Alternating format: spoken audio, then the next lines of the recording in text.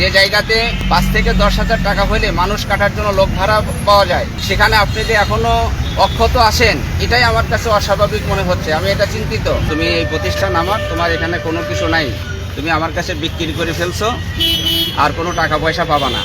কিসের টাকা তুমি পাবা আমার কাছে?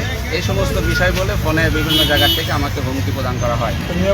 এর নিরাপত্তা চেয়ে আমি থানাতে নিরাপত্তার জন্য এখানে এসে আমি জিডি করতে চাই, কিন্তু তারা বলে যে প্রথমে এটা হবে না, এটা জিডি বা মামলা নেওয়া হবে না, আপনি অভিযোগ করতে পারবেন। তখন আমি এটা অভিযোগ করি 15 তারিখে। অভিযোগ করা হলে 17 তারিখ অবধি তারা এই বিষয় নিয়ে কোনো ধরনের পদক্ষেপ নেয়নি। পরে 17 তারিখে পুনরায় আবার কাগজপত্র নিয়ে ওসি সাহেবের কাছে আসলে ওসি সাহেব এই বিষয়টা উনি কাগজপত্র দেখতেই চান না, মানে অনেক রিকোয়েস্ট করা হয়। তারপরে বলে যে আমি এই বিষয়টা জানি যে আপনি ওখানে স্থানীয় লোকজনের সহযোগিতায় তালা দিয়েছেন এবং তারা এখানে আবার তালা লাগিয়েছে, আমি জানি, কিন্তু এখানে এমন কোনো বিষয় হয়নি। তো বললাম যে তাহলে তালা দিয়েছে, আমার তালা খুলে ব্যবসার পরিবেশ সৃষ্টি করে দেন। বলে যে আমি তো এখানে কোনো এইসব নিরাপত্তা দেওয়ার জন্য বসে নাই, আপনার এইগুলো করার জন্য নাই। যে জায়গাতে 5 থেকে 10,000 টাকা হলে মানুষ কাটার জন্য লোক ভাড়া পাওয়া যায়, সেখানে আপনি যে এখনো অক্ষত আছেন, এটাই আমার কাছে অস্বাভাবিক মনে হচ্ছে। আমি এটা চিন্তিত যে আপনি এখনো অক্ষত আছেন, এই বলে আমাকে সে ভয়ভীতি দেখায়। এটা ওসি সাহেব বলছেন। উনি বলে যে ঠিক আছে, মামলার যে যাকে ইনচার্জ দেওয়া হয়েছে সেইটা তদন্ত করে দেখবে। তার সাথে আবার আমরা যোগাযোগ করার কথা বলা হয়, ওখানে যাই। উনি এসআই তরিকুল হাসান, উনি বলে যে আজকে 2টার সময় ওই তদন্ত করতে যাব। তখন আমাদেরকে নিয়ে উনি তদন্ত যায়। ওখানে যে বাড়ির মালিক, ওনার সঙ্গে এবং স্থানীয় লোকজনের সাথে কথাবার্তা বলে বিষয়টা নিশ্চিত করে যে আসলে ঘটনাটা, তার অভিযোগ সঠিক।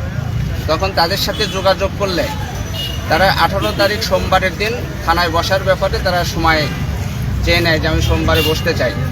সোমবারে বসার কথা বলে এখানে আমরা 8টায় আসি, কিন্তু এখানে আসার পরে তাকে ফোন এবং যোগাযোগ করা হলে এসআই হাসান ইনি কালক্ষেপণ করতে থাকেন এবং পরবর্তীতে খোঁজখবর নিয়ে দেখা যায় যে উনি বিবাদীর পক্ষে নিয়ে বিভিন্ন জায়গাতে উনি কথাবার্তা বলছে এবং চা খাচ্ছেন, এবং এক পর্যায়ে উনি ওদেরকে নিয়ে কোথায় চলে যায় খুঁজে পাওয়া যায় না এলাকার মধ্যে। পরবর্তীতে উনি 1.5 ঘন্টা পরে থানায় এসে হাজির হয়। তখন এইটা নিয়ে এখানে যারা আমার সহপাঠী বা এখানে যারা আসছেন, এরা এইটা নিয়ে ছাত্র জনতা তখন এইটা নিয়ে বেশ প্রতিবাদ সৃষ্টি করেন। তখন এখান থেকে সেকেন্ড অফিসার এসে বিষয়টা বলে যে আপনারা শান্ত হন, আমি পরিস্থিতি দেখি কি বিষয়টা। তখন উনি এই ব্যাখ্যাগুলো শুনতে থাকেন কাদের সাহেব। শোনার পরে ওটিতে ওনার অফিসে গিয়ে বসেন এবং বিবাদের কাছে উনি ফোন করে সরাসরি এই কথাগুলো বলে যে আপনার বিরুদ্ধে এখানে একটা অভিযোগ করা হয়েছে, আপনি আজকে মিটিংয়ের জন্য সময় চেয়েছিলেন, এখানে আসার কথা, আপনি কেন আসেননি? ওনার কাছে ব্যাখ্যা চান। তো উনি বলে যে আমি এখানে আসতে পারবো না। কেন আসতে পারবেন না? তাহলে আপনার বিরুদ্ধে যে অভিযোগ আপনি সময় নিয়েছেন, কেন আসতে পারবেন না? তাহলে যে ওনার প্রতিষ্ঠানে যে আপনি নিজের বলে দাবি করছেন, বলো যে না আমার এই প্রতিষ্ঠান, ওই প্রতিষ্ঠান আমার না, আমার নামে কোনো কাগজপত্র নাই, কোনো কিছু নেই, সব কিছু ওনার। তো উনি যদি সেটাই হয়ে থাকে তাহলে আপনি তালা দিয়েছেন কেন? বলে যে আমি তো তালা দিই নেই, দিতে এখানকার স্থানীয় লোকজন এটা করছে।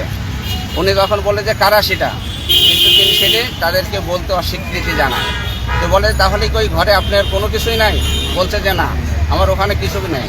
তা আপনার কাছে যে টাকা পাবে এ ব্যাপারে তিনি যে অভিযোগ করছে যে হ্যাঁ টাকা পাবে, কিন্তু ওনার সাথে আমার একটা হিসাব নিকাশ আছে, এটা আমি গ্রামে করতে চাই।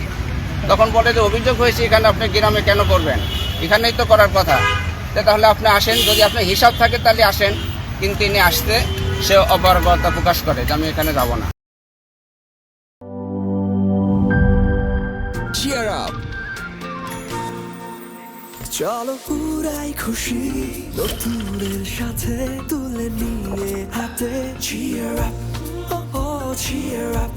Oh oh cheer up! চুমুকে চুমুকে enjoy the life চলো পুরাই খুশি তুলে নিয়ে হাতে Cheer up! Oh oh cheer up! চিল হবে রিফ্রেশিং মুডে। চিয়ার আপ, চলো উড়াই খুশি।